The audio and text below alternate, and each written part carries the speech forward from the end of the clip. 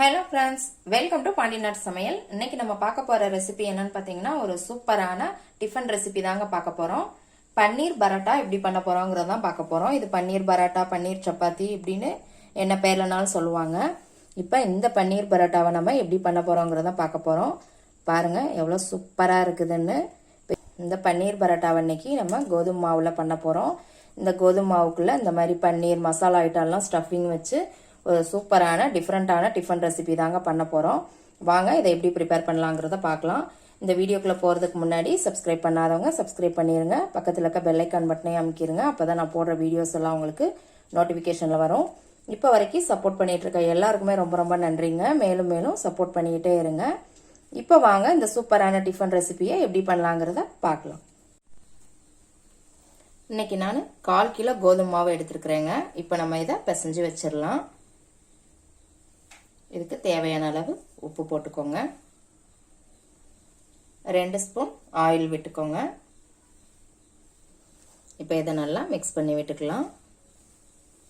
நல்லா மிக்ஸ் பண்ணிட்டு இதில் கொஞ்சம் கொஞ்சமாக தண்ணி சேர்த்து பிசைஞ்சிக்கலாம். பாருங்க, இந்த அளவுக்கு பிசைஞ்சுக்கோங்க. நல்லா ஒரு 5 நிமிஷத்துக்கு இந்த மாதிரி பிசைஞ்சுக்கோங்க. நல்லா பிசைய நல்லா சாஃப்டாக ஆகும் மாவு. அவ்வளோதாங்க, பிசைஞ்சாச்சு. இப்போ இதை ஒரு பிளேட் போட்டு மூடி வச்சிடலாம். ஒரு 1/2 மணி நேரத்துக்கு இந்த மாவு நல்லா ஊறட்டும். இப்போ மாவு ஊறிட்டு இருக்கட்டுங்க. அதுக்குள்ளே நம்ம பன்னீர் இதெல்லாம் வச்சு மசாலா ரெடி பண்ணிடலாம். இன்னைக்கு நான் 100 கிராம் பன்னீர் எடுத்துருக்குறேங்க. இதை இந்த மாதிரி துருவிக்கலாம். பன்னீரை நீங்கள் கட் பண்ணி போட வேண்டாங்க. இந்த மாதிரி துருவி போட்டுக்கோங்க. கட் பண்ணி போட்டிங்கன்னா உங்களுக்கு இந்த மசாலாலாம் போடும்போது உப்பு காரம்லாம் இதில் ஒட்டாது. கட் பண்ணி போட்டிங்க கியூப் கியூபாக இருந்ததுன்னா. இந்த மாதிரி துருவி போட்டுட்டீங்க அப்படின்னா எல்லா மசாலாவும் இதில் கலந்துரும். நல்லா மிக்ஸ் ஆகி நல்லா ஒன்று மாதிரி ஸ்பைசியாக இருக்கும்.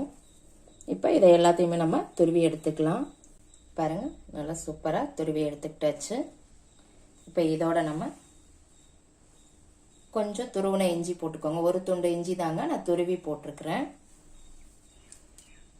ஒரு பச்சை மிளகாய் இந்த மாதிரி குட்டி குட்டியாக கட் பண்ணி போட்டுக்கோங்க. ஒரு பெரிய வெங்காயம் இந்த மாதிரி கட் பண்ணி போட்டுக்கோங்க. எல்லாமே பொடியாக நறுக்கி போட்டுக்கோங்க. கொஞ்சமாக உப்பு சேர்த்துக்கோங்க. 1/4 ஸ்பூன் தனி மிளகாத்தூள், 1/4 ஸ்பூன் மல்லித்தூள், 1/4 ஸ்பூன் கரம் மசாலா தூள், கொத்தமல்லி இலையை இந்த மாதிரி பொடியாக நறுக்கி போட்டுக்கோங்க. இதோட கொஞ்சம் கஸ்தூரி மேத்தி. உங்களுக்கு இந்த வெந்தயக்கீரை ஃப்ரெஷ்ஷாக இருந்தால் கூட நீங்கள் போட்டுக்கலாம். இது காஞ்சது. இப்போ இது எல்லாத்தையுமே நம்ம நல்லா மிக்ஸ் பண்ணிக்கலாம். இந்த மாதிரி கலந்து விட்டுக்கோங்க. பாருங்கள், இந்த மாதிரி நல்லா மிக்ஸ் பண்ணிக்கோங்க. 1/2 மணி நேரம் ஆயிடுச்சுங்க. மாவு நல்லா ஊறி இருக்கும். பாருங்கள், நல்லா சாஃப்டாக இருக்கு மாவு. இப்போ இதை நம்ம உருண்டைகளாக பிடிச்சிக்கலாம்.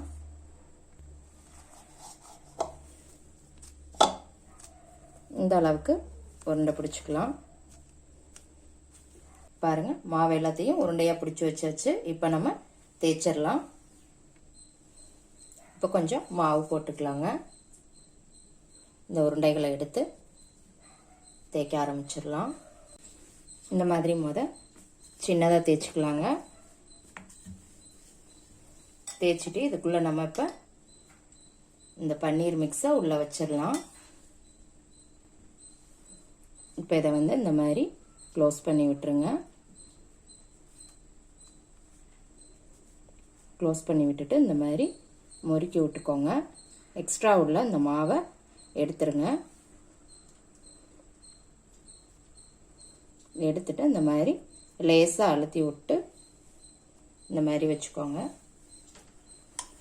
இப்போ இதையும் நம்ம தேய்ச்சிடலாம். ரொம்ப அழுத்தி தேய்க்க வேண்டாங்க. அந்த ஸ்டஃபிங் எல்லாம் வெளியே வந்துடும். லேசாக தேய்ச்சிக்கோங்க. பாருங்க, இந்த அளவுக்கு தேய்ச்சிக்கோங்க. இப்போ இதை நம்ம தோசைக்கல்லில் போட்டு சுட்டு எடுத்துடலாம். இப்போ நான் ஒரு தோசைக்கல் வச்சுருக்கிறேங்க. கல்லும் நல்லா சூடாயிருச்சு. இப்போ ஆயிலெலாம் விடாமல் இதை அப்படியே போட்டுடலாம். மீடியம் ஃப்ளேம் வச்சுக்கோங்க. ஒரு 10 செகண்ட் இந்த பக்கமே இருக்கட்டுங்க. அதுக்கப்புறமா நம்ம திருப்பி போட்டுக்கலாம். இப்போ இதை பெரட்டி போட்டுக்கலாம். பாருங்க, எவ்வளோ சூப்பராக வந்திருக்குன்னு இந்த பன்னீர் பரோட்டா. இப்போ இது மேலே நீங்கள் லேசாக ஆயில் விட்டுக்கோங்க. ஆயிலுக்கு பதில் நீங்கள் பட்டரும் விட்டுக்கலாம், நெய்யும் விட்டுக்கலாம், நல்லாயிருக்கும்.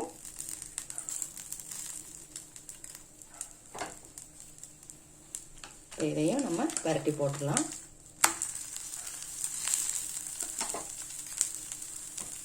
நல்ல ஃப்ளேவரே சூப்பராக இருக்குதுங்க.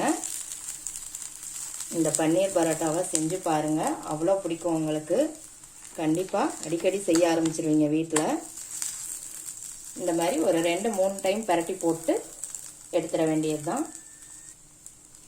அவ்வளோதாங்க, பன்னீர் பரோட்டா ரெடி ஆயிடுச்சு. பாருங்கள் எவ்வளோ சூப்பராக இருக்குன்னு பார்க்குறதுக்கேவும். கண்டிப்பாக ட்ரை பண்ணி பாருங்கள், எப்படி இருக்குன்னு செஞ்சு பார்த்துட்டு கமெண்ட்டில் போடுங்க. லைக் பண்ணுங்கள், ஷேர் பண்ணுங்கள், சப்ஸ்கிரைப் பண்ணுங்கள். கூடவே பெல் ஐக்கான் பட்டனையும் அமுக்குங்க. மறுபடியும் வேற ஒரு ரெசிபியோட சந்திக்கலாம் ஃப்ரெண்ட்ஸ். அன்போடு சமைத்து ஆனந்தமாய் உண்டு இன்பமாய் வாழுங்கள். வாழ்க வளமுடன்.